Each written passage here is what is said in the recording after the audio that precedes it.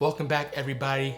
And listen, man, I always love doing these type of videos, these beginner's guide videos, because, whether it's new school, old school, I get to put on people to records that they probably never heard. And you may think, who the hell hasn't heard Nirvana or Pearl Jam? It's crazy.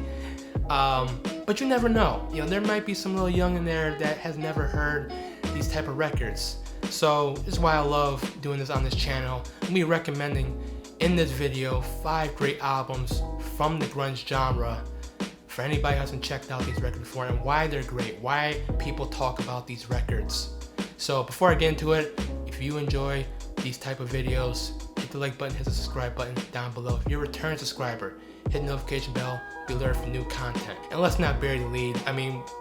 How can we not talk about this album when we're talking about grunge? It's all everybody, you say the word grunge, everybody says Nirvana, everybody says Nevermind.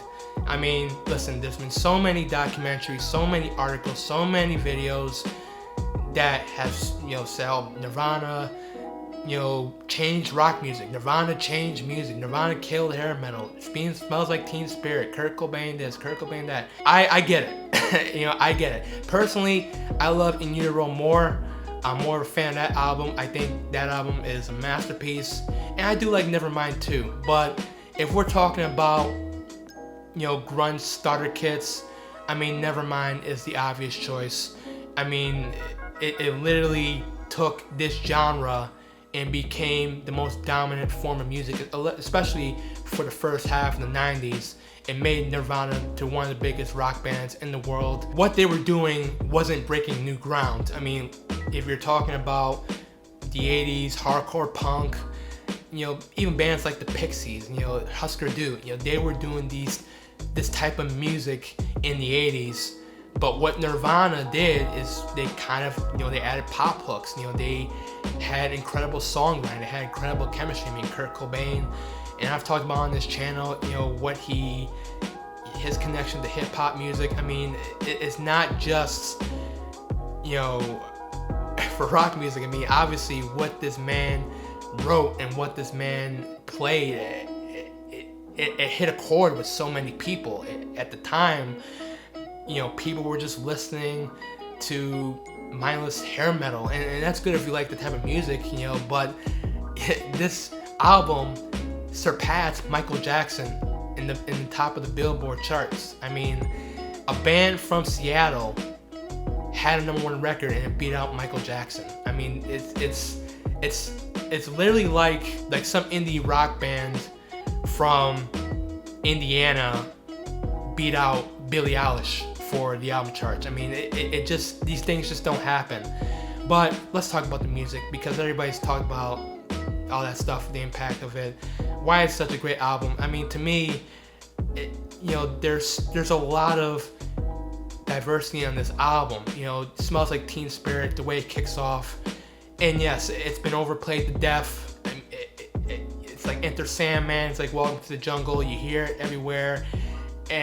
But to me, it's one of those songs, like I said, you hear it and it just clicks with you. You hear those first damn, it's so much a part of American pop culture that it is what it is.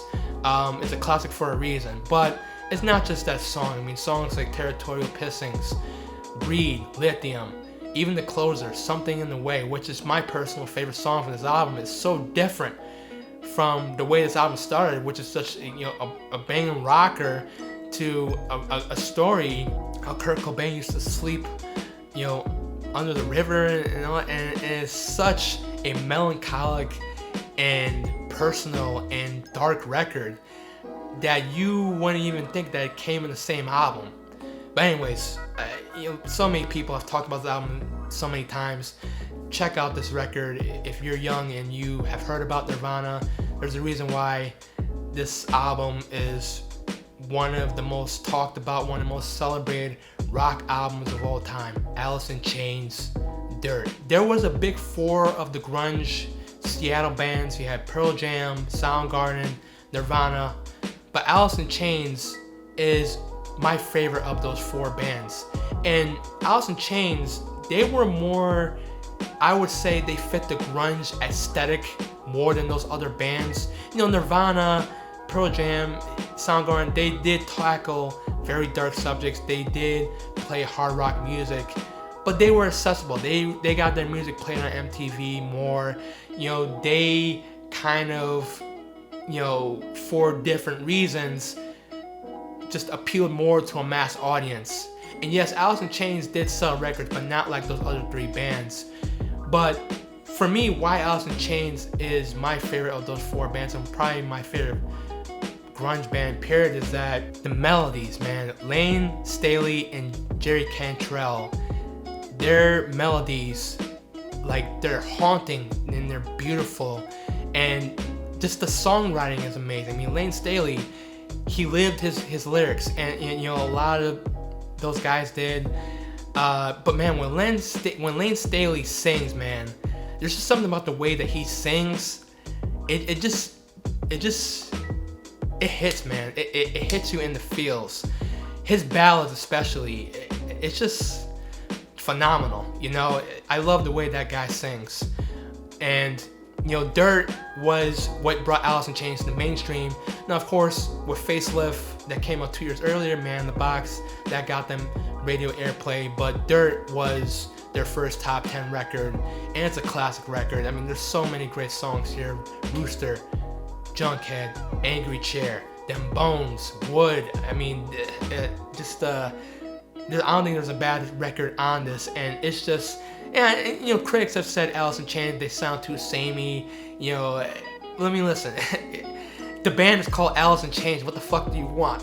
You know, the album is called Dirt. You're not gonna get like REM songs here. It's a fantastic record, and Alice in Chains, you know, maybe they didn't appeal to the pop world and all that stuff, but metal fans who were looking for something more kind of accessible, you know, flocked to Alice in Chains. You know, that's why they had so much respect in the metal world as well, because their music was heavier, their music was darker. You know, the songs that they talked about, the content they talked about, you can hear on plenty of metal records at that time. So probably my favorite grunge record, to be honest, Siamese Dream from the Smashing Pumpkins.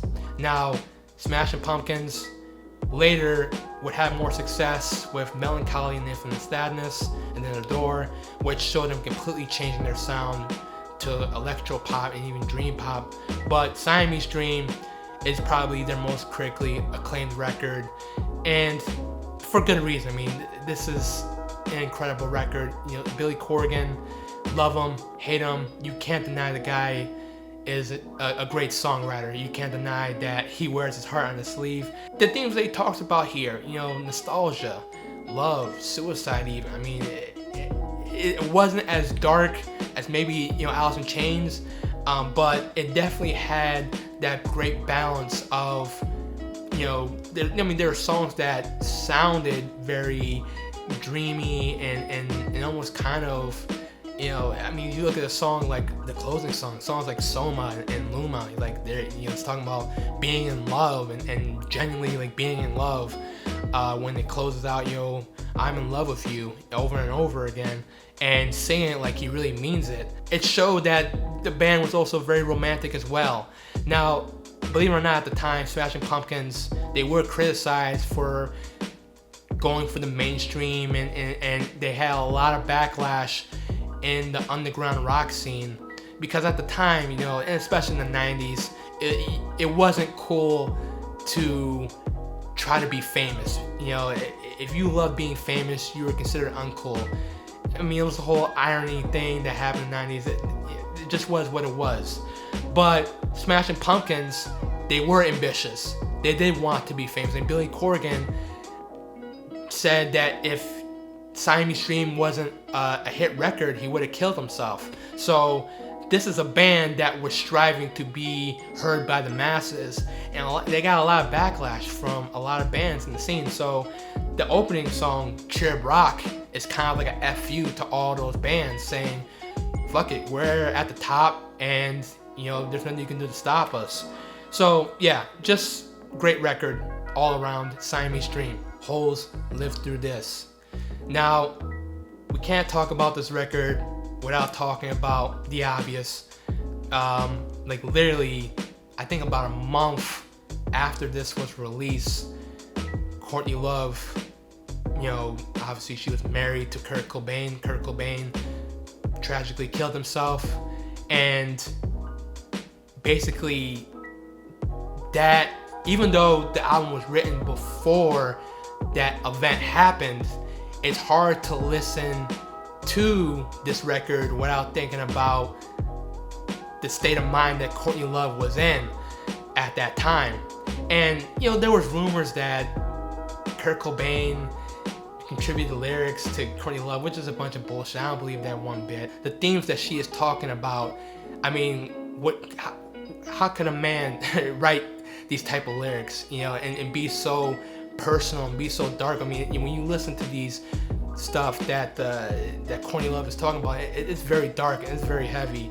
And I think that with Live Through This, when you kind of separate that moment of, tragic loss, and it's even crazier to believe that she even lost her bassist to heroin overdose after this record was released. So a lot of pain, a lot of anger, a lot of just melancholy drenched in this record.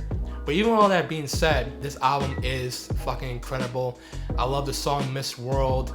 Even songs like Violet and Doll Parts, which became a hit song for this band, and got played on MTV. And Courtney Love became like a Gen X icon, even after, because people saw her as, Kurt Cobain's widow. But when this record came out, she garnered the respect from a lot of people, saying, no, she's a genuinely great artist, and this band is genuinely great. And I think,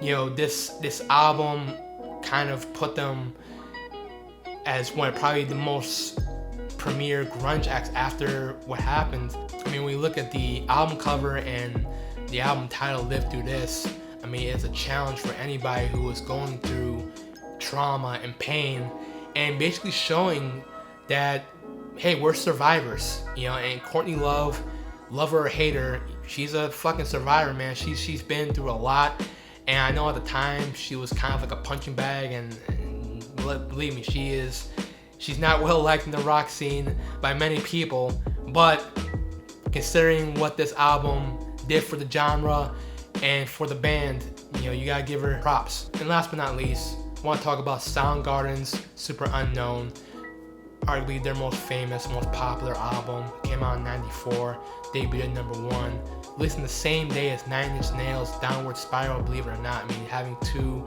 incredible classic records from the 90s released on the same day.